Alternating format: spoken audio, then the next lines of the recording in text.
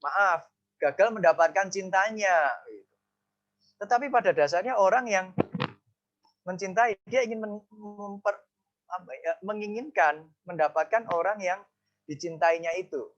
Sama, ketika kalau kita mengaku kita mencintai Tuhan, kalau kita mengaku kita mencintai Kristus, apakah kita sama seperti Kristus yang sama seperti ya Kristus juga, tapi sama seperti Paulus yang ingin mendapatkan Kristus. Ketika Kristus mencintai kita, ketika Kristus mengasihi kita, apa yang dilakukan? Yang dilakukan adalah dia ingin yang dilakukan adalah dia turun ke dunia, dia mati ke kayu salib untuk apa? Untuk memiliki kita. Gitu. Kristus kepada kita, yaitu apa? Kita dimiliki oleh Kristus. Jadi kalau kita mencintai Kristus, apakah kita memberikan satu usaha yang appropriate, yang pas kepada dia? Dia mencintai kita, kemudian berusaha bahkan mati di kayu salib untuk memiliki kita, menjadi anak-anaknya, menjadi umat tebusannya. Tetapi kita, ketika kita mencintai Kristus, apakah kita mengeluarkan satu usaha yang mati-matian membalas cinta kasih Kristus itu dengan apa? Usaha yang mati-matian untuk semakin memiliki dia. Semakin memiliki Kristus. Nah, itulah cinta. Jadi kalau ada orang yang mengaku mencintai Tuhan, tetapi firman Tuhan dia abaikan, firman Tuhan dia tidak lakukan, dia tidak mau belajar, dia tidak mau berelasi dengan Kristus, dengan Tuhan, apakah itu sebuah tindakan cinta? Saya katakan enggak. Wong dia mencintai pasangannya aja, dia ingin memiliki pasangannya, masa mencintai Kristus enggak kepingin. Mencintai firman Tuhan enggak ingin mengerti firman Tuhan dengan dalam hati.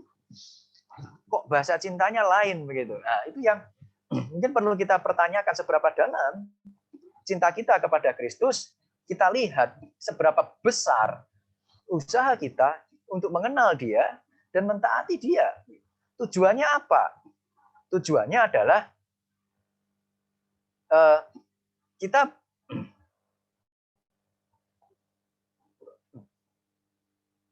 macet. Tujuannya adalah agar kita dapat menyenangkan orang yang kita cintai. Nah, waktu kita pacaran begitu, lalu kita tanya, kamu suka makan apa, begitu kan? Nah, kalau saya nggak suka makan pedes begitu, pedes merica bisa, tapi jangan pedes cabai, nggak bisa saya gitu. Kalau sedikit terpaksa ya apa boleh buat daripada tidak makan gitu. Nah, tapi kalau bisa dihindari ya sebaiknya saya hindari begitu. Cabai begitu. Lalu misalnya Yeni istri saya, kamu nggak suka pedes ya? Wah aku suka gitu. Nah terus yang dilakukan adalah apa? Dia kasih saya makanan pedes tuh. Saya jadi bertanya-tanya, dia ini cinta saya enggak? Gitu kan. Kalau dia cinta saya ya dia tidak akan memberikan makanan pedes, bisa sakit perut saya. Sama, ketika dia suka pedas, saya kalau pesankan makanan dia, ya pasti saya tidak akan pesankan dia makanan yang tidak pedas. Saya pasti pesankan dia makanan yang pedas begitu.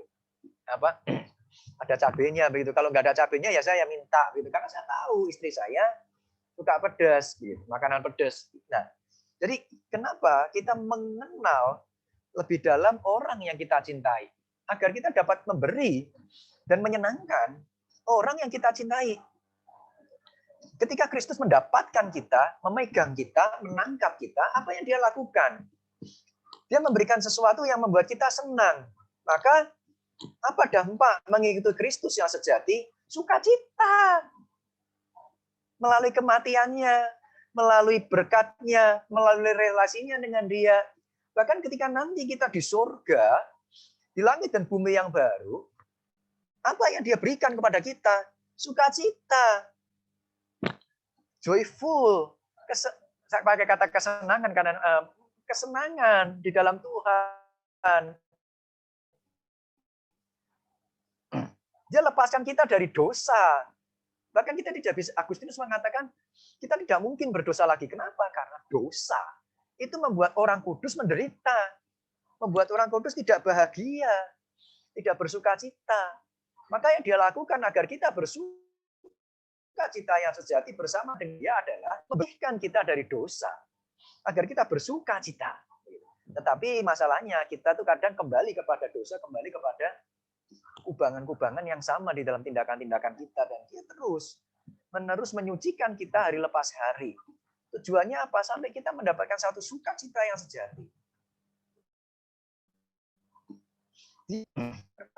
Mendapatkan kita dengan tujuan apa? Membuat kita merasakan berkatnya. Yang membawa kita, dampaknya bagi kita adalah sukacita. Dia menyenangkan kita. Tapi di dalam koridor kebenaran. Nah, demikian juga seorang yang mencintai Kristus, apakah dia seorang yang ingin mengenal Kristus, ingin mendapatkan Kristus lebih dalam lagi, tujuannya apa? Supaya mudah menyenangkan hati Kristus yang kita cintai. Jadi cinta. Yang kedua, cinta itu mendorong kita dan mengharapkan kehadiran dan kedekatan selalu. Mengharapkan kehadiran Kristus di dalam kehidupan kita. Bayangkan begini, kalau misal ini misal yang kelihatan di screen saya namanya Ko Jung Ming yang paling atas. Misalnya Ko Jung Ming nih, pamitan sama istrinya, begitu kan? Ko Jung Ming panggil istrinya apa? Polisi militer gitu, apa sayang atau apa begitu? Panggil nama apa? Panggil istrinya apa, Ko Jung Ming? Panggil nama. Panggil nama begitu kan? Nah, saya lupa namanya. Sayang gitu kan? Nah, misal namanya begitu. Saya pergi dulu ya. Lalu istrinya bilang gini, oh ya kok, jangan balik ya, jangan balik. Gitu kan misalnya. Apakah itu tanda cinta? Saya kira enggak, begitu kan. Kita enggak akan merasa dicintai dengan kalimat kayak begitu, gitu. Apalagi, oke, pulang tapi bawa uang, enggak bawa uang enggak usah pulang, begitu. Itu bukan bahasa cinta, begitu. Kita merasa dicintai kalau, oh ya kok hati-hati di jalan ya, cepat pulang ya. Nah, itu bahasa cinta. Kenapa? Karena dia pergi dan saya mengharapkan kehadiran dia di dalam kehidupan saya. Sama kalau kita mencintai Kristus, maka kita mengharapkan dia di dalam kehidupan kita. Gitu.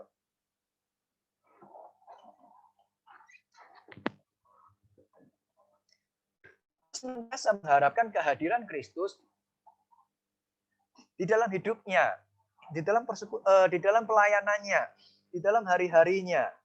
Apa yang diharapkan bukan sekedar hadir, tetapi relasi. Relasi bersama dengan Kristus, mengenal dia melalui pelayanannya, melalui segala macam pergumulannya, melalui pembelajarannya tentang kitab-kitab suci yang ingin firman Tuhan yang kemudian diajarkan kepada jemaat dan seterusnya. Dan Paulus mengatakan bukan seolah-olah aku telah memperoleh hal ini atau telah sempurna, tetapi melainkan aku mengejarnya. Jadi aku belum sempurna mendapatkan hal ini, tapi aku kejar.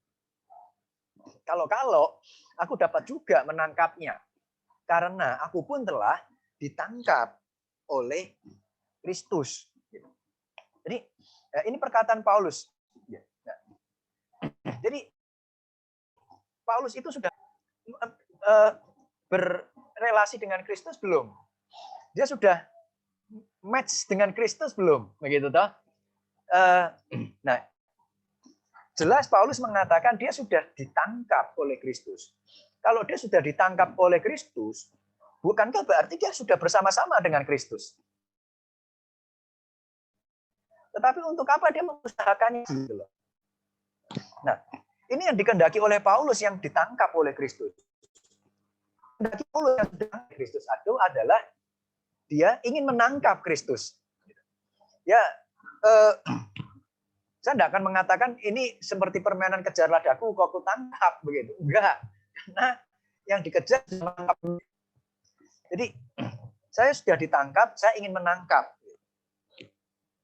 Saya kemudian membayangkan bagaimana kita bisa membayangkan saya sudah ditangkap, lalu kok saya menangkap. Kalau saya sudah ditangkap, ya sudah, saya bersama dengan Kristus. Nah, saya mau pakai di dalam perenungan saya mau pakai pinjam ilustrasi yang punya tentang jabat tangan Romawi, gitu kan? Jabat tangan Romawi, begini toh. Nah, anggaplah ini kita, dan ini Kristus. Kita sudah ditangkap oleh Kristus. Ini Kristus ya. Kita sudah ditangkap oleh Kristus. Tetapi bukankah tangan saya ini masih bebas? Nah, apa yang karena kita sudah ditangkap oleh Kristus, apa sih yang ingin kita lakukan sama seperti Paulus kerjakan ketika kita sudah ditangkap oleh Kristus? Kita ingin menangkap Kristus. Kita ingin bahu-membahu bersama dengan Dia. Kita ingin menjadi rekan Dia. Kita ingin menjadi sahabat Dia. Kita ingin bersama-sama dengan Dia. Kita tidak ingin lepas. Kita ingin menangkap dengan ini begitu. Ini bisa saya bayangkan untuk sebuah ilustrasi. Bagaimana seseorang yang sudah ditangkap oleh Kristus, dia ingin menangkap Kristus. Dan permasalahannya ketika kita ingin menangkap Kristus, kita itu masih dalam kedagingan. Tangan kita penuh kotor, minyak. Kita itu mungkin enggak lengket, membuat kita lekatan kita itu enggak kencang begitu. Tetapi apakah kita bisa terhilang lepas? Kita enggak bisa lepas dari Kristus. Kenapa? Karena meskipun kita tanda kutip ya kita jauh dari Tuhan begitu. Tetapi bukankah tangan Kristus pegang kita? Lah ini yang tangan Kristus yang megang kita ini ya jaminan kita enggak akan lepas dari Dia. Meskipun kadang kita ya, ini kita ngomong ilustrasi ya, ilustrasi. Kita merasa jauh begitu dari Kristus, kita berdosa, tetapi tidak akan hilang. Kenapa? Karena yang menjamin bukan ini, yang menjamin ini tangannya Kristus yang menjamin kita. Nah, kita yang selalu terus berusaha untuk menggapai ini. Tapi tangan kita kotor, minyakan, licin, kadang lepas. Tapi yang dilakukan Paulus adalah ini berusaha untuk selalu dibersihin begitu. Supaya apa? Supaya ini kalau pegang kencang. Nah, Kristus menangkap kita yang ada di dalam kedagingan kita. Dan itu selalu ada ketegangan. Kita mau ini tapi licin. Kita mau pegang tapi licin. Begitu. Tapi kita harus terus berusaha. Apakah kita bisa lepas dari Kristus? Enggak. Ini menjamin bukan ini. Nah, ketegangan itu yang selalu ada di dalam kehidupan setiap orang percaya ketika kita masih di dalam dunia. Kita masih adalah orang yang berdosa. Kedagangan yang satu sisi itu iman kita yang ingin selalu mencocokkan diri dengan Kristus. Mengharmoniskan dengan Kristus. Tetapi di satu sisi ada kedagingan kita yang menolak Kristus. Nah, peperangan itu yang tanda kutip peperangan rohani itu yang kita sebut dalam pergumulan melawan dosa. Nah, mari kita ingat dulu saya ingat yang sempat bahas itu karena siapa ya? Kalau tidak salah Ko Dedi tanya tentang apa itu kemenangan. The concept of victory, Christian victory is overcoming evil. Bukan meniadakan kejahatan, tetapi mengatasi kejahatan. Nah, jadi ketika kita bergumul di dalam kedagingan kita untuk mengenal Kristus lebih dalam, untuk bersekutu dengan Kristus lebih dalam, kita mengalami ketegangan itu. Ketegangan berurusan dengan kedagingan yang menolak Kristus. Tetapi di dalam Kristus, kita memiliki satu kekuatan untuk mengalahkan kedagingan itu. Di dalam dunia ini kedagingan kita tidak disingkirkan dengan serta-merta, itu nanti. Nah, tetapi ketika kedagingan itu ada, nah, itu menjadi satu satu PR atau satu wadah untuk kita berlatih semakin hari semakin kuat melihat, mengintrospeksi seberapa jauh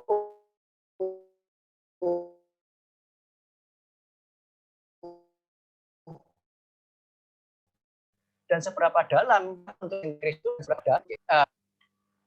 dari segala dosa dan kecemaran kita. Jadi ada yang belum sempurna di dalam kehidupan kita. Paulus pun mengatakan bukan berarti aku sudah sempurna, dia pun masih mengalami pergumulan loh, begitu. Tetapi ada yang ingin disempurnakan. Jadi menjadi seorang yang percaya, tidak ada filosofi minimalis. Gitu. Yang penting kan saya sudah diselamatkan. Yang penting kan sudah beribadah. Ngapain sih harus pakai pemuritan? Ngapain sih harus terlibat pelayanan? Yang penting kan saya sudah jadi pengurus. Buat apa jadi majelis, begitu kan? Malah nanti apa namanya kita kesulitan begitu kan?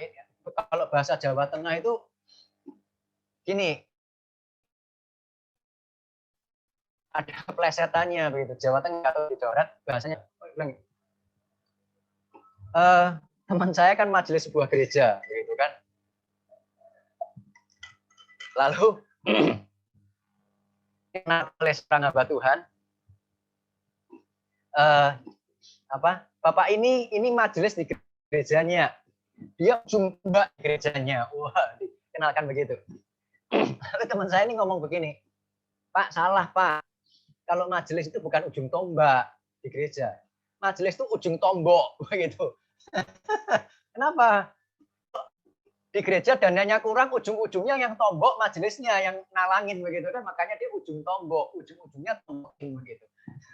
Itu majelisnya yang keluar uang. Gitu. Jadi ngapain saya jadi majelis? Nggak jadi ujung tombak, tapi ujung tombaknya masih enak lah, keren. Gitu. Ujung tomboknya itu yang sakit. Gitu. Nggak ada yang mau melayani, ujung-ujungnya yang nombokin pelayanan siapa yang hadir? Ya majelisnya yang nutupin begitu. Kalau majelisnya capek makanya hamba Tuhan gitu kan supaya gantikan dia untuk nombokin. Nah itu dosa namanya, itu keliru. Gitu. Hamba Tuhan direkrut majelis untuk membantu majelis, melatih majelis supaya menjadi ujung tombok gitu kan. Yang pas, ujung tombok yang enggak, bukan jadi ujung tombok yang enggak pas. Itu begitu. Jadi makanya dikatakan ada yang enggak sempurna tetapi ingin disempurnakan. Lalu Paulus mengatakan, tetapi aku mengejarnya. Nah, jelas kalau kita bicara mengejar, tidak ada kata mengejar itu santai. Jadi Paulus tidak mengatakan, aku ingin mengenal dia dengan cara apa? Dengan cara berjalan santai, pelan, alon. Kalau bahasa Jawa itu biar lambat, alon-alon asal kelakon.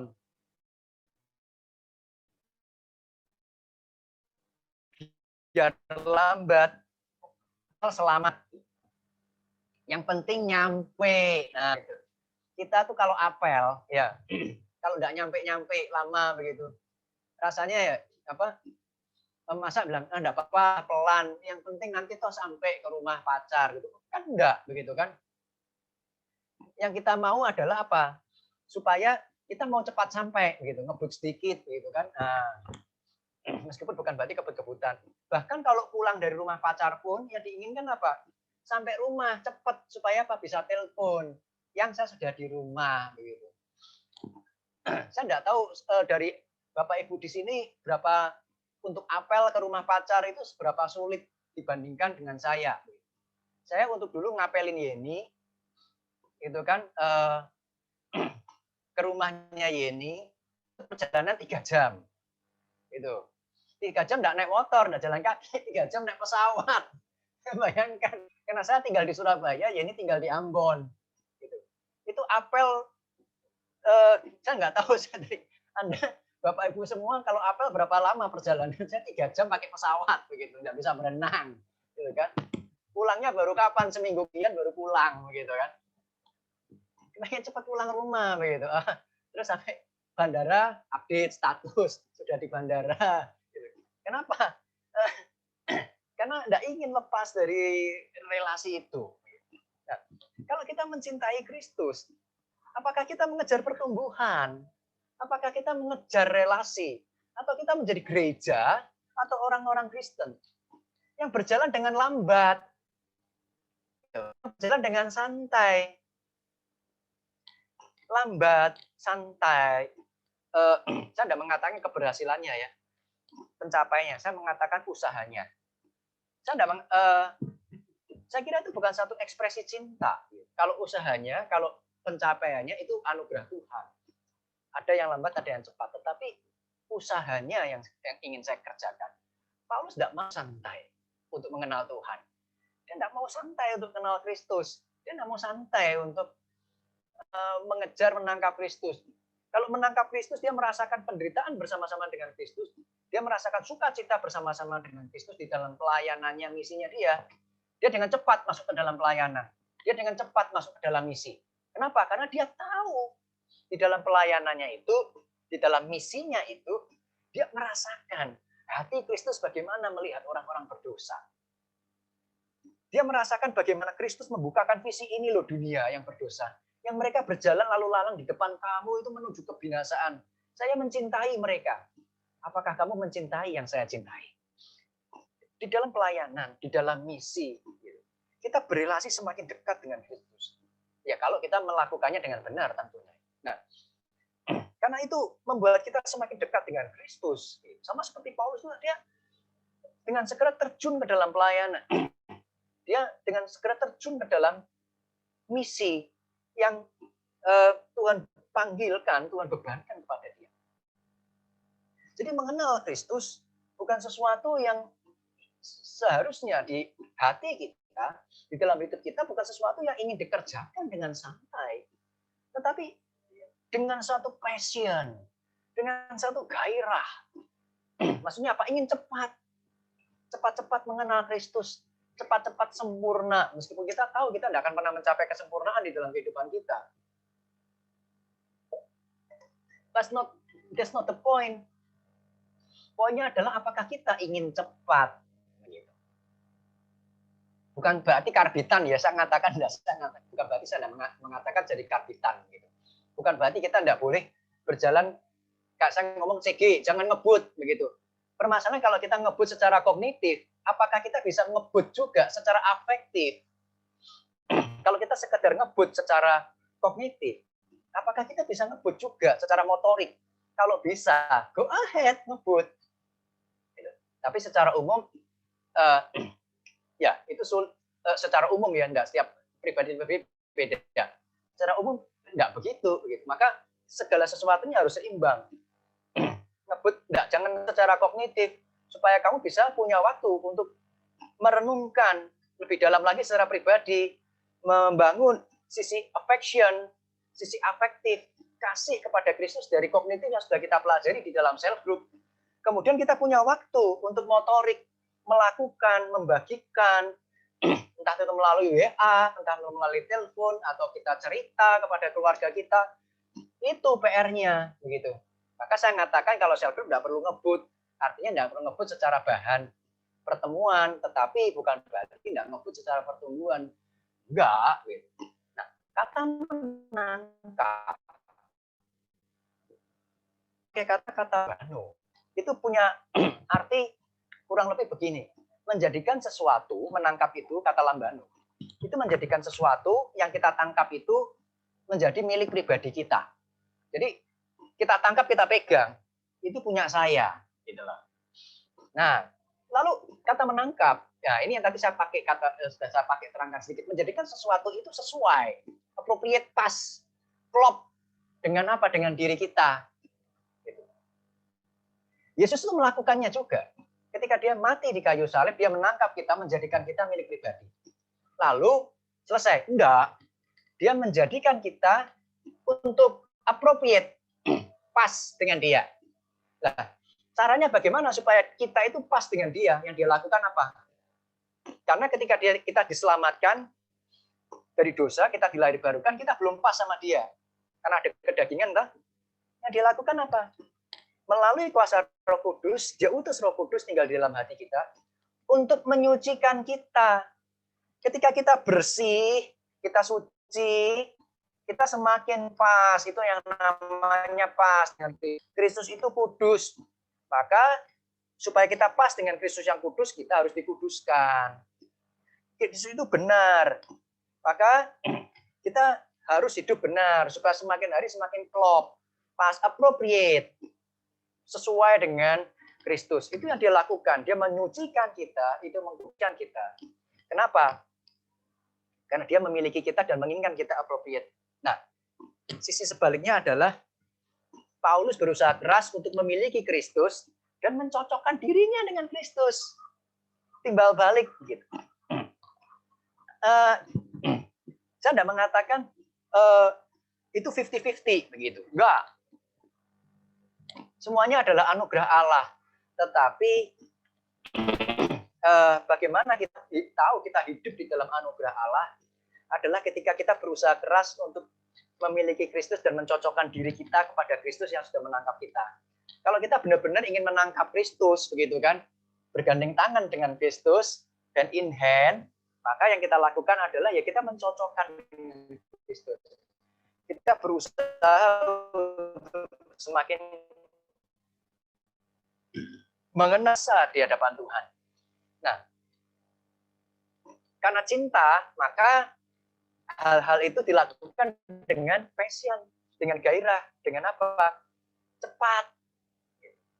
Nah, pertanyaan untuk kita renungkan hari ini pertama adalah, sudahkah kita mengejar kecocokan dengan Kristus?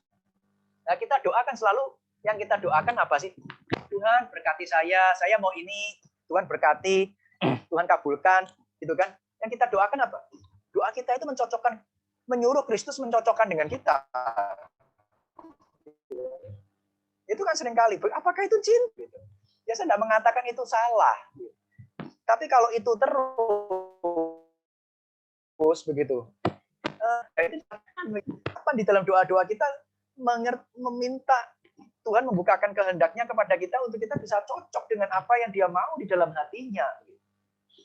Berapa besar doa kita, Tuhan kehendakmu apa buat saya? Tuhan, saya harus melayani di mana? Bagaimana saya harus melayani jemaat yang Tuhan sudah kasih misalnya? Tuhan, di ladang mana Engkau kirim saya misalnya?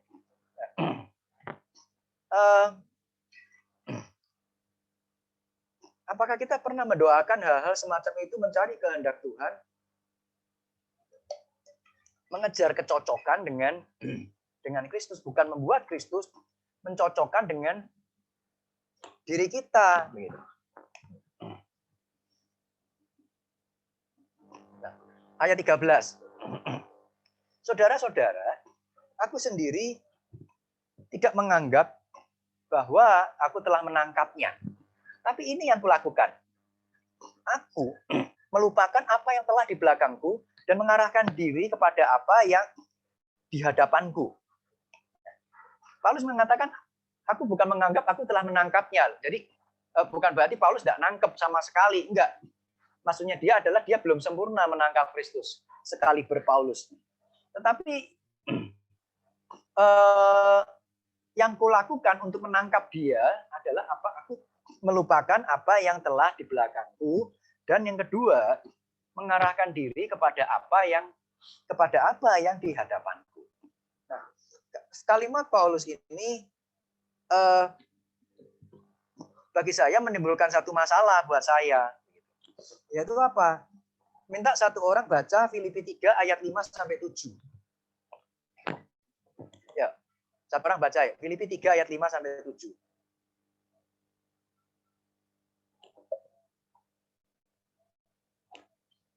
Di dalam surat yang sama, pasal yang sama. Ya, satu orang bisa minta tolong baca Filipi 3 ayat 5 sampai 7.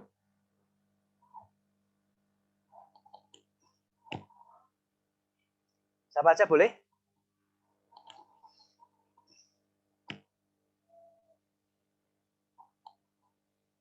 Halo, suara saya kedengaran nggak? Filipi 3 ayat 5 sampai 7. Ya. Disunat pada hari ke-8 dari bangsa Israel dari suku Benyamin, orang Ibrani asli. Tentang pendirian terhadap hukum Taurat, aku orang Farisi. Tentang kegiatan, aku penganiaya jemaat. Tentang kebenaran dalam mentaati hukum Taurat, aku tidak bercacat. Tetapi apa yang dahulu merupakan keuntungan bagiku, sekarang kuanggap rugi karena Kristus. Nah, Paulus itu sedang bicara Paulus yang kapan? Paulus ketika dia menulis surat, atau Paulus sebelum dia bertobat bahkan? Yang ditulis itu. Ayat 5 sampai 7 itu Paulus yang kapan? Paulus di masa sekarangnya sekarang gitu kan. Kalau kita misal anggaplah kita hidup di zaman Paulus, di masa sekarang ketika Paulus menulis surat itu, atau Paulus di masa lalu? Udah bertobat. Hah? Gimana Opa? Tadi Opa ya? Suaranya siap? Hah? Cuma putus-putus. Paulus yang di ayat Paulus belum dia bertobat. kan menceritakan masa lalu. Betul. Paulus Iya, menceritakan masa lalu. Kalau dia menceritakan masa lalu, dia lupa masa lalu nggak? masa lalunya. Dia malah ingat. Loh, Tapi katanya, menyesali dia. nah, tapi katanya dia melupakan apa yang di belakangku. Dia ingat, gitu. Yuk kita buka lagi satu ayat begitu. Efesus 2 ayat 11.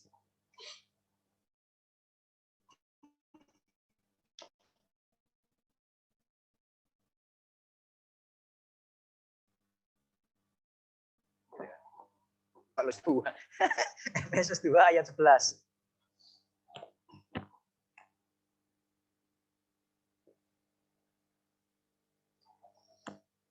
Minta seorang baca yuk Efesus 2 ayat 11. Karena itu ingatlah bahwa dahulu kamu sebagai orang-orang bukan Yahudi menurut daging. Efesus 2 ayat 11. Efesus 2. Sorry. Salah. Karena itu, apa itu? Efesus 2 ayat 11 mengatakan apa? Karena itu, Ingatlah bahwa kapan? dahulu.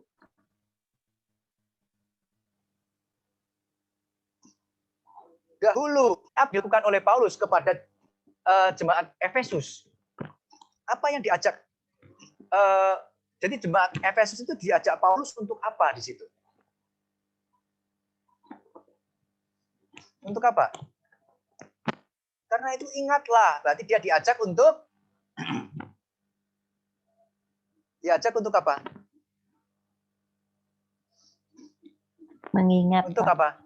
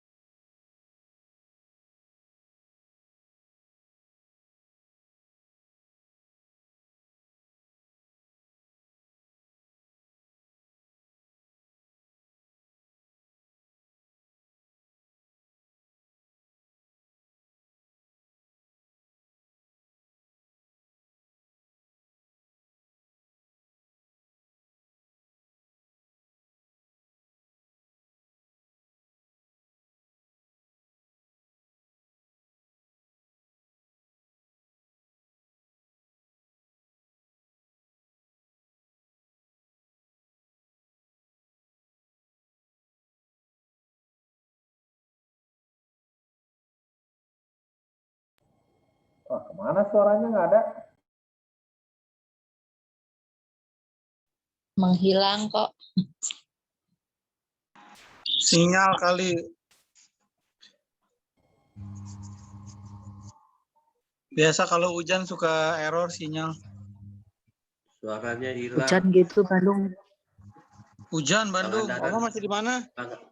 Pangandaran gimana? Oh, Ada Pangandaran Masih bareng sama di- Pocong Ming ya? Pocong Ming di Pangandaran terus tuh. Tasik, Pak. Tasik. Tasik, kan?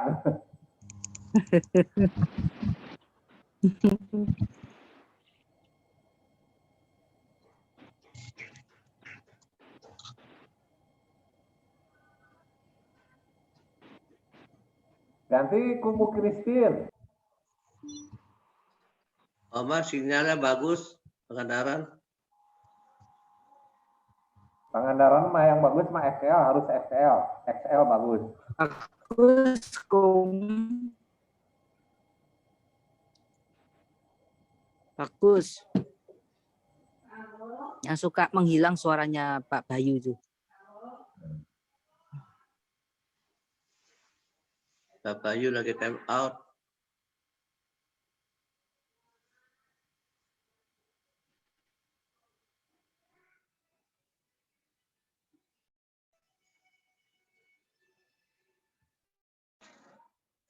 Kocung Ming sehat-sehat, Kocung Ming.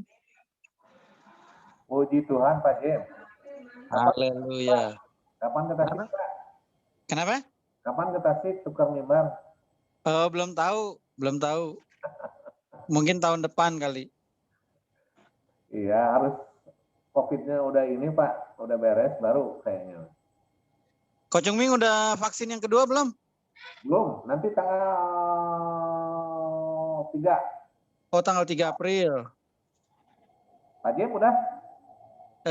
Baru pertama. Kapan Mas?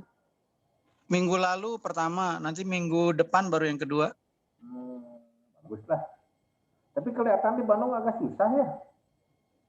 Di Bandung kenapa? Kelihatannya susah, saya lihat. Ya, kabupaten agak susah. Susah. Warga nomor 2. Iya. Tapi harusnya mah, ya maaf ya kalau di Tasik mah didorongnya sama Bamak ya. Oh Oke. gitu. Oh, Kita mulai lagi, sorry, sinyal drop di tempat saya tiba-tiba, jadi tadi putus begitu. Coba minta tolong baca Efesus 2 ayat 11, minta seorang baca yuk.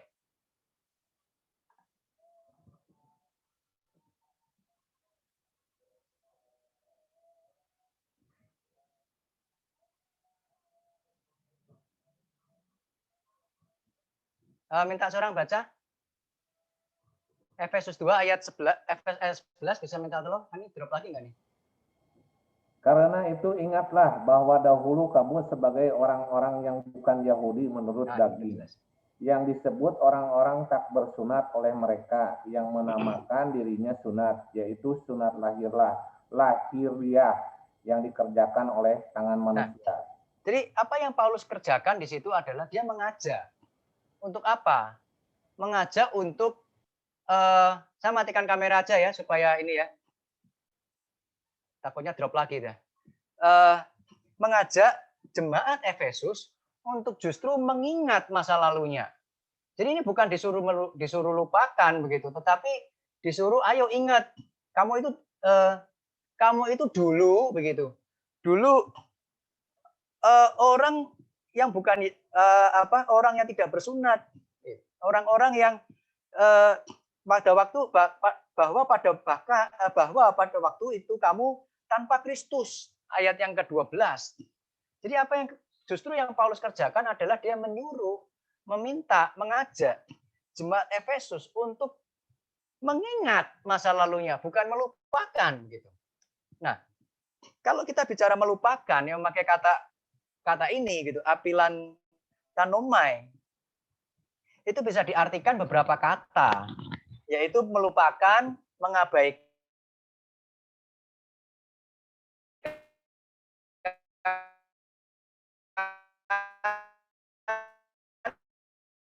atau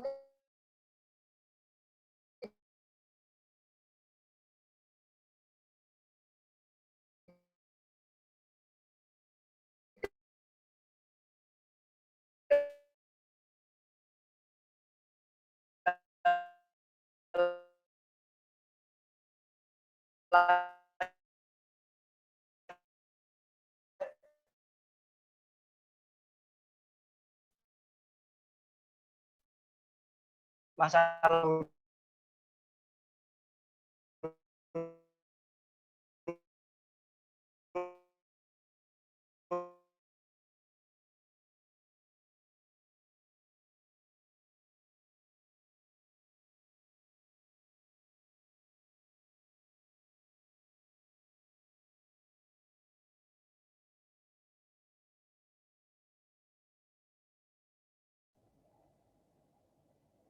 Ada suara apa? Suaranya hilang lagi.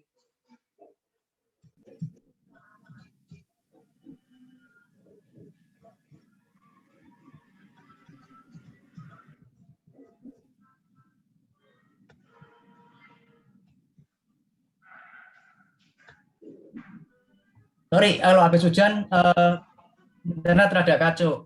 Begitu. Dengar nggak sekarang? Halo? Bagus, bagus. Bagus ya?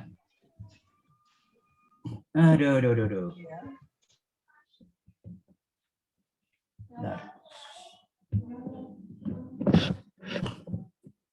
Kita itu nggak bisa dengan sengaja, sulit buat kita untuk dengan sengaja melupakan masa lalu kita. Begitu. Kadang kita pun lupa sebentar, terus ingat lagi begitu tentang masa lalu kita, gitu kan? Nah, sebenarnya ketika kita mengingat masa lalu,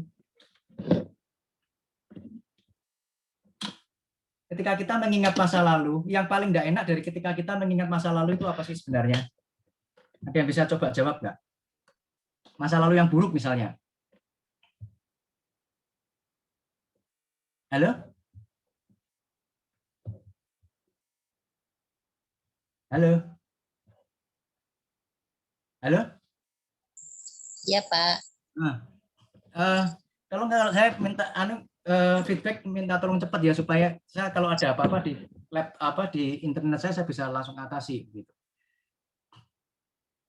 Kalau kita ingat masa lalu kita yang buruk, sebenarnya yang bikin nggak enak itu apanya sih? Peristiwanya atau emosinya di masa itu yang kita ingat itu?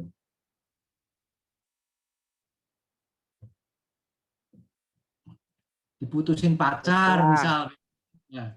Sebenarnya yang bikin kita sakit itu peristiwanya atau kita ingat masa lalu yang buruk yang menyedihkan kita itu kita sedih lagi enggak? Enggak. Hah? Sedih kan? Kalau kita ditipu orang terus ingat orang itu yang nipu kita kadang marah lagi meskipun dia enggak nipu lagi, sudah kita lagi. Tapi ketika kita ingat dia pernah nipu kita, yang ingatan kita itu bukan mengembalikan kita hanya sekedar pada peristiwanya saja, tetapi juga mengembalikan kita kepada apa? Kepada memori, kepada emosinya ketika kita mengalami hal-hal yang tidak enak itu. Gitu. Jadi yang kita ingat bukan sekedar peristiwanya, tapi kemarahan kita itu kita ingat, kesedihan kita itu kita ingat. Bahkan kadang kita sudah lupa detailnya bagaimana dia menipu kita, atau bagaimana dia orang itu menyakiti kita. Mungkin kita sudah lupa detailnya. Tetapi emosinya pokoknya saya bisa jengkel sama orang itu. Dia pernah nipu, tapi gimana lupa. Tapi saya ingat gitu kan. Dia nipu saya benci sama dia. Saya muarah. Jadi yang diingat muarahnya itu. Jadi masalah itu sebenarnya apa sih? Yang masalah itu sebenarnya bukan sekedar peristiwa ingatannya kita, tapi yang menjadi masalah itu sebenarnya merasakan kembali emosi masa lalu. Nah, jadi ketika kita ingat masa lalu, peristiwanya, yang kita mungkin juga tidak bisa lupa, begitu. Serta merta Kenapa? Karena kepala kita ini bukan hard disk yang bisa kita pilih yang untuk dihapus di mana, yang kita ingin pertahankan di mana. Itu tiba-tiba bisa muncul, dan kalau tiba-tiba muncul, emosinya muncul juga. Jadi yang perlu kita lakukan bukan sekedar melupakan masa lalu, tetapi memanajemen emosi kita itu ketika ingatan kita akan masa lalu itu yang mungkin buruk, tidak menyenangkan itu muncul kembali, gitu kan? Apapun begitu, ditinggal orang yang kita kasihi, kita rugi, kita disakiti teman atau apapun lah, yang menjadi masalah itu emosi kita. Nah, itu yang perlu kita manajemen. Sama, ketika Paulus dia kemudian mengingat dan teringat masa lalu dia sebagai seorang Farisi, sebagai penganiaya jemaat, begitu. Apakah dia sekedar ingat? Saya yakin kok enggak. Gitu. Sebagai seorang manusia dia mungkin juga ingat waktu itu seberapa dia mengejar dengan rasa benci begitu. Tetapi karena dia sudah berubah, maka ketika dia ingat dia tidak merasakan lagi bencinya itu, mungkin dia tetap merasakan bencinya itu, tetapi bukan itu yang dominan.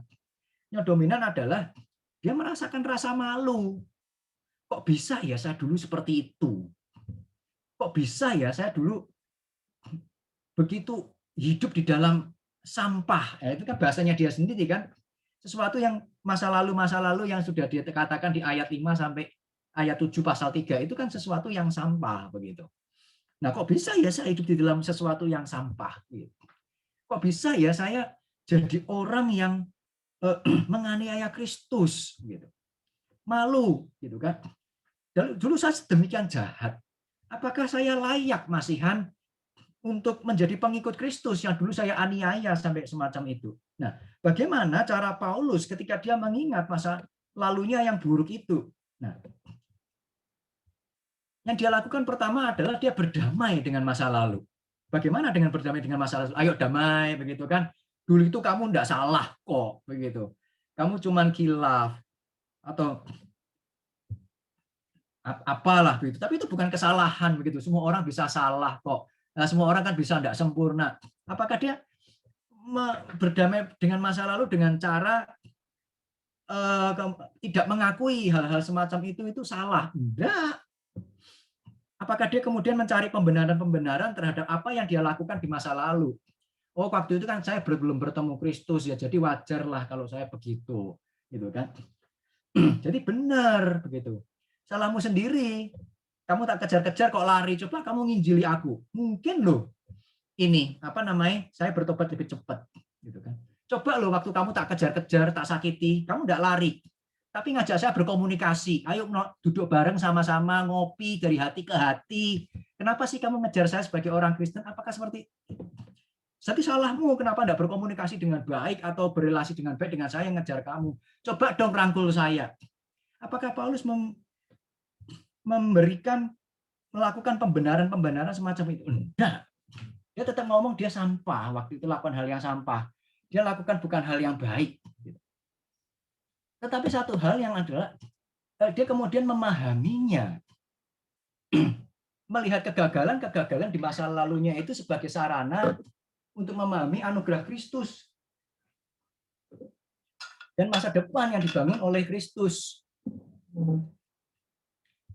Jadi, sama seperti ketika Kristus memberikan satu perumpamaan, misal, kalau ada dua orang yang utang 100.000, sama utang 100 juta. Terus keduanya diputihkan begitu toh. Oke deh, sama-sama tak anggap lunas utangnya, gitu, ya kan? Kira-kira mana yang lebih senang, lebih sukacita? Orang yang utangnya cepek tio diputihin, apa yang cepek cing diputihin? Kira-kira mana yang lebih bersukacita, yang lebih senang? Yang lebih senang yang mana? Yang utangnya 100 juta diputihin, dianggap lunas, apa yang 100.000 diputihin? Yang cepet. Cepet, Bapak. Yang cepet apa sama-sama cepet? Yang besar. Yang cepet tio kan, yang 100 juta ya, gitu. Kenapa? Karena ya itu tadi utangnya banyak, sekarang diputihin. Nah, yang cepet cing tahu yang cepet tio diputihin ya, mungkin mikirnya begini. Tahu gitu dulu utang cepet tio, gitu kan? Ya, itu cara berpikir yang salah sih itu. Tapi kan bisa jadi. Tapi intinya adalah kegagalan yang sedemikian dalam di masa lalu dari Paulus justru menjadi satu alasan bahwa apa? Dia untuk mengenal bahwa anugerah Tuhan itu enggak kecil loh. Anugerah Tuhan itu besar. Saking besarnya begitu kan. Sampai bisa membuat orang kayak saya yang gagal total begitu kan. Dulu nama baptisnya Paulus itu sebelum jadi Paulus kan namanya Saulus. Dibaptis pakai nama Gatot mungkin begitu kan. Apa itu Gatot? Gatot apa gagal total gitu. Nah, maka jangan punya anak namanya Gatot begitu. Gagal total nanti gitu. Nah, sesuatu kegagalan itu dijadikan satu wadah atau sarana alat untuk memahami kasih Kristus yang apa? Yang sedemikian besar. Jadi dia sekarang bukan berkutat dalam masa lalu yang buruk, tetapi dia melihat bahwa masa lalu yang buruk itu berubah menjadi sesuatu alat untuk memahami berkat. Kadang kehidupan kita pun sama. Banyak hal kita mempunyai, mungkin kita mempunyai masa lalu yang buruk, masa lalu yang tidak enak, masa lalu yang berat, apapun itu. Tetapi, dan ketika kita melihat masa lalu kita, seringkali kita kembali kepada kemarahan yang sama, kita kembali kepada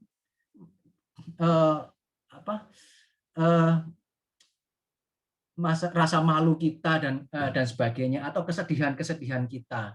Tetapi mari kita belajar sama seperti Paulus yang kemudian ketika dia berjumpa dengan Kristus, masa lalunya disembunyikan enggak? Ketika dia berjumpa dengan Kristus, masa lalunya disembunyikan enggak oleh Paulus? Saya enggak mau lagi cerita tentang masa lalu, karena saya sekarang sudah di dalam Kristus. Saya enggak mau cerita lagi tentang masa lalu. Apakah Paulus melakukan hal yang demikian? Disembunyikan enggak masa lalunya Paulus? Oleh Paulus maksudnya.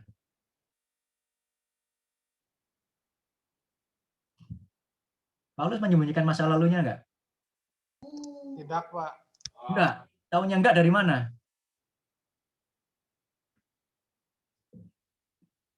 Taunya Paulus enggak menyembunyikan masa lalunya gimana? Diingat, Pak. Ya, diingat tahunya kalau itu Diceritakan kan. diceritakan. Di mana? Diceritakan di mana? Paulus menceritakan masa lalunya di mana? Di Filipi yang sebelah mana? Ya, tadi dibaca itu kan, Filipi 3 ayat 5 ayat 7 itu kan diceritakan oleh Paulus. Begitu. Diceritakan gunanya untuk apa? Untuk memberikan satu kesaksian, memberikan satu teladan, contoh buat orang yang mendengar atau membaca suratnya. Kalau kamu mau bicara tentang masalah jasmani-jasmanian, ayo lawan aku, begitu kan? Kayak saya tadi misal. Kayak lu mau bangga-banggaan, ya, ngapelin pacar, begitu. Saya ngapelin pacar perjalanan naik motor 45 menit sampai 1 jam loh untuk ngapelin pacar. Oh, begitu kan? Meskipun hujan badai, saya tetap lalui loh, gitu kan. Nah, saya ngomong sama dia, kalau lu mau ngomong masalah ngapelin pacar, ya hebat-hebatan, ayo ngomong sama saya, gitu. Nah, gitu kan? Kamu cuma 1 jam, gua 3 jam. Lu naik motor, gua naik pesawat. Hujan badai, lu jalan terus. Ya karena enggak akan jatuh pesawatku di hujan badai. Begitu motormu, saya hujan badai jalan terus terpaksa enggak bisa mendarat, gitu kan? Nah, sama, kalau kamu mau ngomong jasmani-jasmanian, ayo ngomong sama saya. Saya orang Yahudi, dari suku Benyamin. Disunat di hari yang ke-8. Hukum Taurat, saya Farisi. Terhadap pengikut Kristus, saya penganiaya jemaat. Ayo hebat-hebatan. Begitu. Nah, hebat-hebatan yang buruk. Tetapi sesuatu yang berat, yang gagal di masa lalu itu dijadikan sarana berkat oleh Paulus. Begitu. Sama. Kadang kita punya masa lalu yang buruk. Kita merasa gagal. Kita merasa tidak pantas untuk melayani Tuhan. Sama seperti Paulus yang mungkin tidak pantas melayani Tuhan. Dia penganiaya jemaat, masa sekarang melayani jemaat. Tetapi sesuatu yang berat itu bukan dilupakan, diingat, bahkan dibagikan. Menjadi sesuatu, bagi Paulus menjadi sesuatu apa? Menjadi berkat. Mengapa yang berat menjadi berkat? Karena ada K yang di tengah. Karena ada Kristus di tengah kehidupan kita. Kalau kita melihat masa lalu yang buruk dengan cara yang benar, masa lalu yang buruk dengan sudut pandang kita sudah berjumpa dengan Kristus, maka sesuatu yang buruk itu bisa menjadi berkat buat kita, mengingatkan kita bahwa Kristus sudah menebus kita dan menjadi berkat buat orang lain. Kalau kamu dulu pencuri, saya dulu mungkin juga pencuri, sama kayak kamu. Tapi saya bisa bertobat loh. Kamu juga bisa. Kenapa? Tapi ayo sama-sama datang kepada Kristus. Sesuatu yang berat menjadi berkat. Karena ada Kristus di tengah kehidupan kita. Nah, yang kedua adalah bagaimana cara Paulus ketika kemudian dia ingat masa lalu yang buruk. Dia mengejar masa depan. Aku melupakan, aku tidak akan kembali ke sana. Bukannya melupakan, tidak ingat. Tidak, dia mengingat bahkan menggunakan kok. Tetapi dia tidak mau kembali. Sudah tinggal ya sudah, saya tidak mau balik ke sana. Tetapi ingatannya kan tetap. Gitu. Lalu yang dilakukan kedua adalah mengejar masa depan bersama dengan Kristus. Kristus adalah sesuatu yang pasti berharga di masa depan untuk dikejar. Dia bukan sampah. Gitu. Dia sesuatu permata atau berlian yang sangat berharga untuk didapat, untuk diperoleh, untuk ditangkap. Jadi kemudian Paulus bukan hidup di masa lalu, terikat di masa lalu. Enggak, dia hidup untuk masa depannya dia. Dia ingin mengejar sesuatu yang sudah Tuhan karuniakan kepada dia dan ia ingin lebih lagi. Nah, kata mengarahkan itu mengatakan kata epektenomai, yang artinya meregangkan, to stretch atau out towards begitu. Jadi dari masa lalu seakan-akan diregangkan, ditarik kepada masa depan, gitu kan? Jadi Kristus yang ada di masa lalu ketika dia berjumpa dengan Kristus menjadi Kristus di masa kini dan menjadi Kristus di masa depan juga. Kristus yang sudah mengubah masa lalunya dia, Kristus yang sekarang dia layani adalah Kristus yang juga dia kejar di masa depan. Kristus yang mendamaikan dia dengan masa lalu tetap dipegang untuk apa? Semakin ditangkap di masa depan. Masa lalu dan masa depan itu apa? Kristus buat dia. Kenapa? Karena Kristus yang memberi makna hidup. Masa lalu yang buruk karena ada Kristus itu menjadi sesuatu yang indah untuk diceritakan. Sesuatu yang indah untuk apa? Untuk dibagikan kepada orang lain, yang menguatkan kepada orang lain. Kamu merasa mungkin menjadi orang yang buruk. Apakah kamu bisa bertobat? Loh, saya lebih buruk dari kamu. Karena Kristus saya bisa bertobat. Kamu pun juga bisa, tetapi bukan karena diri kamu, tetapi karena Kristus. Jadi apa yang dilakukan Paulus ketika dia mengingat masa lalu yang tidak dapat dilupakan? Ketika kita merasa masa lalu kita membuat kita tidak layak untuk melayani, menghalangi kita untuk melayani, melangkah lebih maju. Bukannya dilupakan, tetapi dibuat. Melupakan itu dibuat tidak mengganggu fokus Paulus akan masa depan. Masa lalu tidak dihilangkan, tetapi justru digunakan untuk menggapai masa depan, untuk kita belajar sesuatu. Tuhan Yesus sudah menangkap kita di masa lalu. Dia sedang memegang kita di masa sekarang. Dia akan tetap memegang kita di masa depan. Mari kita hidupi dengan kehidupan yang mencoba berusaha menangkap Kristus di dalam kehidupan kita. Tanpa perlu khawatir lagi bahwa kita akan terhilang. Kenapa? Karena Kristus yang sudah menangkap kita. Jadi setiap kali kita mengingat masa lalu yang buruk, yang membuat kita tidak layak melayani Tuhan, ingat Kristus yang memulihkan. Itu bukan berarti terus tidak usah diingat lah, dipulihkan. Ya penting yang Kristus memulihkan. Terus kalau kita salah kepada orang juga tidak perlu minta maaf. Ya itu juga tidak bertanggung jawab. Itu bukan tidak mengingat. Itu namanya memakai kebenaran firman Tuhan untuk lari dari tanggung jawab, meminta maaf dan sebagainya. Bukan berarti itu praktikannya. Tetapi ingat gitu bahwa hidup kita itu sudah ditebus oleh Kristus. Untuk apa? Untuk menangkap Kristus. Untuk melayani Kristus, untuk mengejar Kristus. Jadi, Christ is the focal point. Kristus sebagai titik fokus di dalam kehidupan kita. Dia ada di, karena apa? Karena masa lalu kita dibentuk oleh Kristus. Dibentuk untuk menjadi satu sarana atau persiapan mengenal Kristus. Dan masa kini kita beroleh hidup bersama-sama dengan Kristus. Kita menikmati keselamatan, kita menikmati persekutuan di dalam Tuhan, kita menikmati pelayanan, dan itu yang akan terus kita kerjakan di masa depan.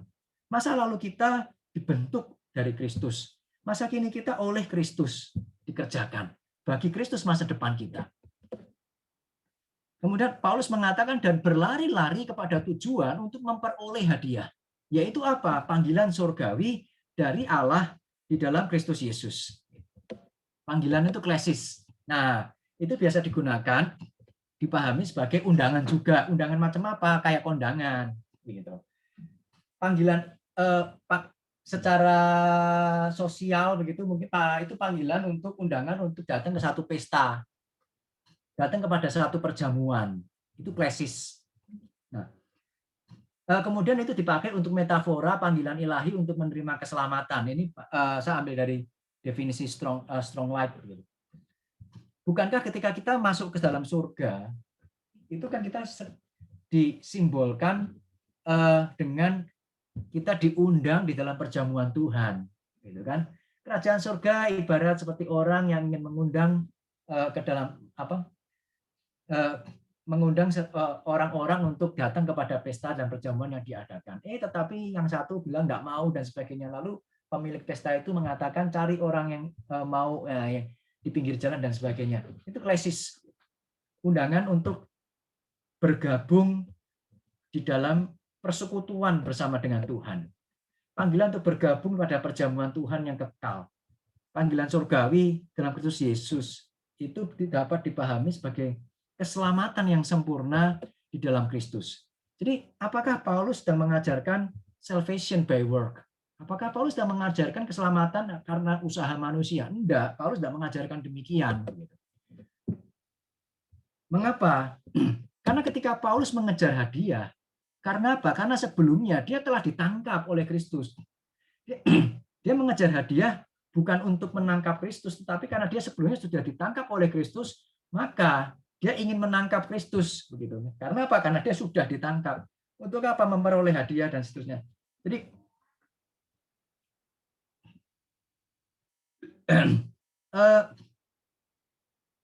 kehidupannya dia di dalam Kristus itu menjadi satu motivasi untuk mengejar hadiah itu. Jadi kenapa saya ingin mengejar hadiah? Kenapa saya ingin mengejar satu keselamatan yang lebih yang sempurna, yang kekal? Itu nanti yang Paulus pakai kalimat mengerjakan keselamatan. Kenapa saya ingin semakin berelasi dengan Kristus? Karena saya sudah ditangkap oleh Kristus, karena saya sudah diselamatkan oleh Kristus. Nah, pertanyaannya, apakah hadiahnya? Apakah berkat-berkat jasmani? Paulus tidak mengatakan demikian. Paulus mengatakan yaitu panggilan surgawi di dalam Kristus Yesus. Kata brabeion yang dipakai untuk hadiah itu adalah sebuah diibaratkan hadiah oleh karena memenangkan sebuah pertandingan. Nah, kamus kemudian memberikan satu metafora untuk hadiah surgawi untuk karakter Kristen, sesuatu yang kekal. Paulus mengilustrasikan kehidupannya dia di dalam Tuhan, kehidupannya yang baru itu seperti sebuah pertandingan, gitu kan? Ibarat pertandingan lari atletik. Gitu. Nah, seorang yang mengikuti pertandingan lari, dia tidak akan berlari dengan santai. Gitu. Pak maraton berlari santai, Pak. Iya, karena itu mengatur strategi. Karena dia tahu apa yang ada di tantangan yang di hadapannya, maka dia mengatur strategi. Coba lari maraton tinggal 100 meter sebelum finish. Nah, masuk santai. Ya enggak juga. Pasti lari sprint dia, meskipun tenaganya saya berulang kali katakan tenaganya sudah hampir habis. Tetapi mendekati finish, dia larinya tambah kenceng, begitu kan? Tenaganya hampir habis. Tapi kita kadang kan sebaliknya. Ketika kita semakin tua, tenaga kita semakin habis, lari kita semakin lambat untuk kenal Tuhan. Tapi kalau kita ikut pertandingan maraton, semakin garis finish, lari kita makin cepat. Tapi berurusan dengan Tuhan, makin tua, tenaga makin habis, ikut melambat, begitu. Nah, ketika hadiahnya adalah sebuah keselamatan surgawi, panggilan surgawi di dalam Kristus Yesus, yang sempurna, yang kekal, begitu. Kita melihatnya dari sudut pandang keterbatasan waktu, ya, dimensi waktu. Itu adalah sebuah hadiah tertinggi yang Paulus inginkan. Gitu. Saya itu ingin loh bersekutu dengan Kristus, dengan Allah secara lengket intim, tapi tidak bisa karena ada kedagingannya tadi ini, kan? Tangan saya keringetan, licin, tidak bisa begitu. Nah, kalau saya kepingin ini pegangnya kenceng, terus kita kejar. Apa hadiah yang paling kita inginkan? Ya, kita bisa pegang ini kencang seperti yang kita mau, yang seperti kita usahakan. Ketika apa yang kita cita-citakan dan kita usahakan itu tercapai, itu adalah hadiah yang tertinggi yang kita inginkan dan kita dapatkan. Dan itu apa? Persekutuan dengan Kristus. Saya seperti yang saya ilustrasikan di dalam PA yang lalu, begitu kan? Tentang seorang wawancara yang kena COVID, yang dia isolasi di kamar di lantai 2, dia lihat anaknya yang ulang tahun, yang dia inginkan bukan rotinya, yang dia inginkan bukan sekedar tamannya, dia ingin ke taman memang begitu. Tapi kenapa? Karena ada apa di taman? Bukan karena ada roti, tetapi karena ada anaknya. Kenapa kita ingin ke surga? Bukan karena ada banyak tempat di surga, bukan karena ada sukacita di surga, tetapi karena ada Kristus di surga, karena ada Allah di surga. Nah, sukacita surgawi adalah sebuah konsekuensi logis ketika kita mendapatkan Kristus. Kita sudah dapat Kristus, Kristus sudah mendapatkan kita. Maka kita semakin mengejar Kristus. Kenapa? Karena kita mencintai Kristus, itu ekspresi cinta. Jadi bagaimana Paulus mengejar persekutuan dengan Kristus? Paulus mengejar persekutuan dengan Kristus melalui persekutuan dengan Kristus. Ini paradoks dari kitab Filipi, surat Filipi. Paradoks di dalam kehidupan kita. Kita mau semakin bersekutu dengan Kristus. Kita mau kejar. Caranya kejar bagi apa? Ya bersekutulah dengan Kristus.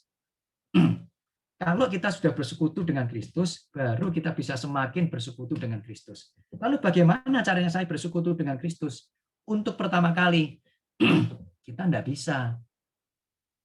Itu karya Roh Kudus yang membuat kita menempelkan kita kepada pokok anggur itu loh. Setelah kita kita ditempelkan di dalam pokok anggur itu, ditempelkan kepada Kristus, baru kita akan mendapatkan segala macam berkat rohani yang disediakan Allah, yang disediakan Bapa di dalam surga buat kita. Yaitu apa?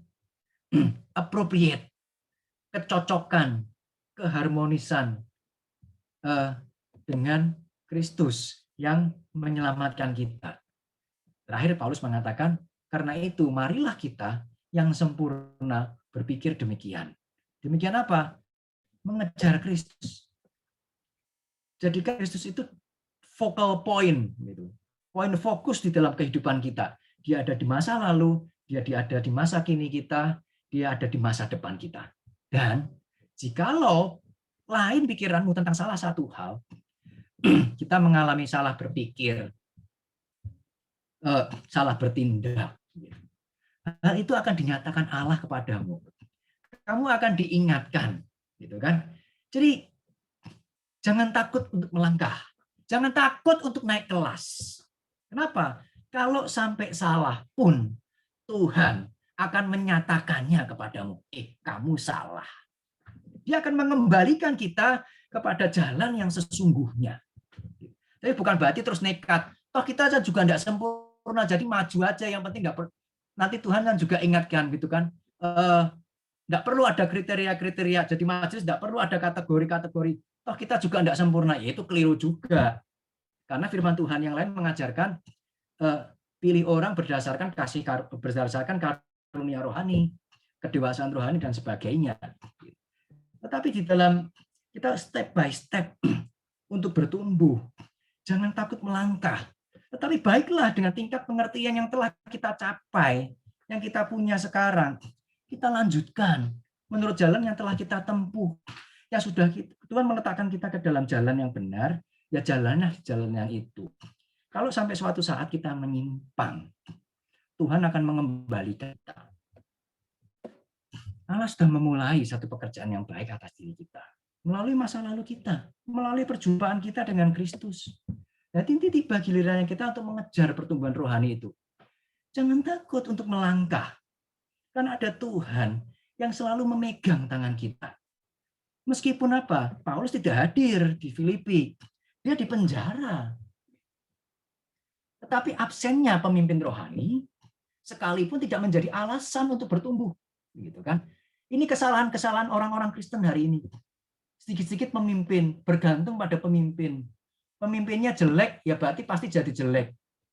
Memang pemimpin itu punya dampak yang besar. Kalau pemimpinnya buruk, ya jadinya buruk. Tapi masa kita mau menggantungkan hidup kita pada pemimpin yang macam begitu? Pemimpin kita yang sejati itu Kristus. Dia yang akan menuntun kita dan mengingatkan kita bagaimanapun caranya sesuai dengan apa yang dia mau. Jadi jangan, bukan berarti kita menjadi pemimpin rohani, terus kan nanti kalau Tuhan mau tegur dia juga, arahkan dia kan juga Tuhan ini. Jadi saya tidak perlu hadir di dalam kehidupan orang lain. Saya tidak perlu memimpin di dalam kehidupan orang lain. Hati-hati begitu. Jangan memanipulasi anugerah Tuhan. Paulus menasihatkan kita untuk memikirkan mengejar Kristus, mengejar persekutuan dengan Kristus. Yaitu tadi, barangkali ada kesalahan yang kita perbuat. Tetapi Allah akan mengingatkan kita melalui cara dan waktunya sendiri. Yang kita perlu adalah kita peka terhadap peringatan Allah itu. Nah, ini yang jadi problem seringkali. Salah. Tuhan sudah peringatkan. Ya, Tuhan caranya peringatkan kan macam-macam. Hati-hati loh. Kalau kamu lakukan segini terus caramu, gitu kan, kamu hidup cara gini terus ya, lama-lama kamu stagnan loh. Lama-lama pelayananmu akan mati loh, gitu kan? Ya tinggal kita peka enggak? Atau kita mosok begitu kan, dan sebagainya dan sebagainya. Kalau kita enggak peka, ya kita enggak akan kembali ke jalan yang benar. Tuhan pasti mengingatkan kita kalau kita benar-benar anaknya. Tetapi yang kita perlu adalah kalau kita mau cepat-cepat balik adalah kita peka terhadap peringatan. Setelah itu peka doang? Enggak cukup hanya peka. Kita menindaklanjuti. Kalau kamu salah. Oh iya saya salah. Terus enggak balik. Tetap aja berjalan di jalan yang salah. Ya enggak akan pernah jadi benar. Tetap aja salah. Kita peka. Kemudian apa? Ya cepat berbalik. Segera. Jangan lambat-lambat. Gitu kan? Mari kita kembali dengan cepat. Kenapa? Karena kita mencintai Tuhan. Jadi apa yang telah Tuhan sediakan bagi kita, anugerah, penyertaan, pencapaian kedewasaan yang masih belum sempurna, dan yang telah kita capai, kita lanjutkan menurut jalan yang benar yang Tuhan sediakan bagi kita. Terakhir untuk kita renungkan, masa lalu adalah bagian dari sejarah hidup kita yang tidak dapat kita ubah. Tetapi kita harus pahami bahwa Allah meletakkan kita di masa lalu untuk mendidik kita mengenal Dia. Jadi selalu ingat bagaimana, lihat bagaimana bukan sekedar masa lalu kita, bagaimana kita berjumpa secara pribadi dengan Kristus di masa lalu. Pak, kalau saya tidak pernah berjumpa dengan Kristus secara pribadi di masa lalu, di mana? Ya datanglah kepada Kristus ya, ya kita tidak bisa lakukan ini, kita belum berjumpa kembali dengan Kristus kok. Tapi kan kita bicara dalam konteks orang percaya hari ini. Sesuatu yang berat dapat menjadi berkat ketika ada ada Kristus di tengah kehidupan kita. Jadi jadikan masa lalu itu sebagai satu titik awal untuk kemudian kita mengejar persekutuan dengan Kristus lebih lagi. Keselamatan kita itu titik awal untuk kita mengejar kesempurnaan di dalam Kristus. Jadi apa yang harus kita lakukan? Biar tetap berproses dan berprogres menuju kesempurnaan. Ada orang terlibat di dalam proses, ikut pembinaan, tapi tidak maju-maju, tidak dewasa-dewasa. Kenapa? Ya karena dia sekedar berproses, tetapi tidak berprogres. Begitu. Lah kenapa bisa begitu ya? Itu macam-macam, gitu kan? Misal, dia hanya kognitifnya aja yang diisi, afeksinya nggak dilatih, motoriknya nggak dilatih. Kita nggak belajar melakukan, ya nggak dewasa, cuma tahu doang banyak, begitu. Malah dipakai buat nuding orang lain mungkin. Barangkali ada kesalahan-kesalahan yang akan kita buat, bukan barangkali, pasti ada dalam kehidupan kita kesalahan yang akan kita perbuat. Tetapi jangan khawatir. Kenapa? Karena kita sudah ditangkap oleh Kristus. Jadi ketika kita sudah ditangkap oleh Kristus, Dia akan selalu pegang kita. Dia akan selalu ingatkan kita kalau kita salah. Dan mendorong kita untuk kembali ke jalan yang benar. Nah kalau kita diingatkan, tidak kembali kepada jalan yang salah, nah itu bangsa Israel yang tegar tengkuk itu, begitu kan? Orang-orang Kanaan ini kan terkenal tegar tengkuk, begitu kan? Orang Israel yang masuk dalam Kanaan itu masa lalu itu kan. Nah, diperingatkan tidak balik, begitu. Berkali-kali diperingatkan nggak balik, ya akhirnya dibuang. Yang Israel Utara dihabiskan sama sekali. Tapi hanya orang-orang yang kemudian karena kasih karunia Tuhan ada sisa dari Israel yang kemudian dikembalikan dan membangun menjadi membangun Israel menjadi dipakai oleh Tuhan menjadi sarana untuknya kemudian menghadirkan Kristus di tengah-tengah mereka. Gitu. Saya tidak mengatakan bahasa Israel kemudian menjadi bangsa yang istimewa secara jasmani seperti pandangan orang di Spain, enggak begitu. Nah, jadi jangan ketika Allah memperingatkan kita, jangan jadi orang yang tegar tengkuk. Kembali ke jalan Tuhan. Ketika kita mencoba kembali ke jalan Tuhan, apakah kita pantas untuk kembali ke jalan Tuhan setelah melakukan kesalahan? Ya berdamailah, gitu loh. Tuhan sudah mengingatkan kita dengan tujuan membawa kita kembali ke jalan yang benar. Ya mari kita kembali ke jalan yang benar. Jadikan rasa malu kita itu sebagai sebuah pembelajaran. Ya kalau kita salah sama orang, salah sama Tuhan, ya kita datang kepada orang itu, datang kepada Tuhan untuk rekonsiliasi. Dan seterusnya. Nah, mari kita peka terhadap suara dan peringatan Allah. Kemudian tetap tekun dan tetap setia bertumbuh. Sampai kapan? Sampai nanti Tuhan panggil kita. Dan ini kalimat Paulus yang dia bagikan kepada Timotius, anak rohaninya. Dia mengatakan, seperti Paulus mengilustrasikan kehidupannya sebagai sebuah pertandingan. Di akhir hidupnya, dia masih melihat kehidupannya sebagai sebuah pertandingan. Dan dia mengatakan di akhir hidupnya sebuah perkataan yang indah. Aku telah mengakhiri pertandingan yang baik. Aku telah mencapai garis akhir. Dan aku telah memelihara iman. Sekarang telah tersedia bagiku mahkota kebenaran yang dikaruniakan kepadaku oleh Tuhan. Hakim yang adil. Jadi Tuhan tidak akan salah memberikan kepadaku, begitu pada Paulus, pada harinya. Tetapi bukan hanya kepadaku, melainkan kepada semua orang yang merindukan kedatangannya. Pertanyaannya buat kita adalah, apakah ketika nanti kita menghadap Tuhan, kita mampu menjadikan ayat ini sebagai kalimat terakhir di dalam kehidupan kita. Aku telah mengakhiri pertandingan yang baik. Aku telah mencapai garis akhir. Dan aku telah memelihara iman. Bukan dengan cara berjalan santai. Tapi dengan cara berlari. Berlari karena aku mencintai Tuhan. Sampai sisi pembahasan kita hari ini. Ada pertanyaan?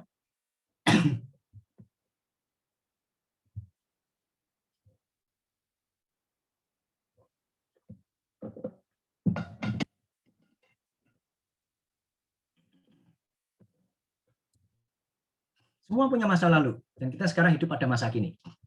Tetapi pertanyaannya adalah, bagaimana kita memahami masa lalu kita?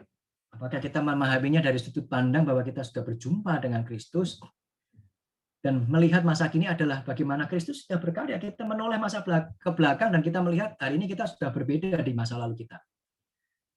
Dan kalau kita sudah berbeda di masa lalu kita, apakah kita juga ingin lebih berbeda lagi, lebih lagi di masa depan kita? Kalau mau ya jadikan Christ the focal point. Jadikan Kristus itu sebagai titik fokus di dalam kehidupan kita. Arahkan seluruh pandangan kita kepada Dia. Di tempat kerja kita itu sebagai tempat pemuritan. Keluarga kita itu tempat pemuritan. Gereja kita itu tempat pemuritan.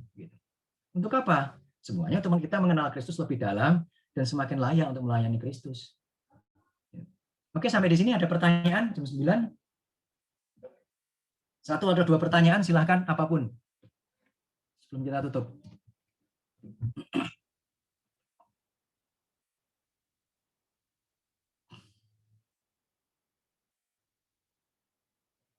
Ada?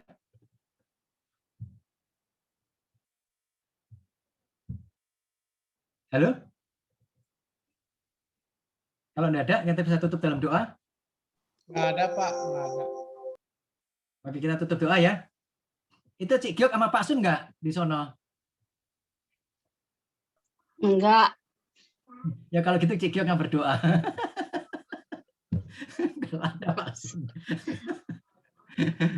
Silakan Cik Giok tutup doa ya. Mari kita berdoa. Bapa kami dalam surga, kami ucap syukur dan terima kasih untuk pelajaran hari ini.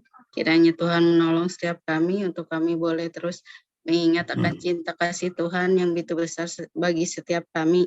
Biarlah kami terus boleh belajar untuk lebih dekat lagi kepada Engkau, dan Tuhan menolong setiap kami, memampukan setiap kami untuk kami boleh bertumbuh di dalam kerohanian kami, dan kami boleh melakukan di dalam hidup kami hari lepas hari. Terima kasih Tuhan, Engkau berkati Pak Bayu yang sudah menyampaikan kebenaran firman Tuhan, pakai dia dimanapun Tuhan tempatkan. Terima kasih, dalam nama Tuhan Yesus kami berucap syukur. Amin. Amin. Oke, thank you semua. Sorry Terima tadi kasih, internet, Pak Bayu. Pak Bayu. internetnya Thank you trouble semua. 2 kali.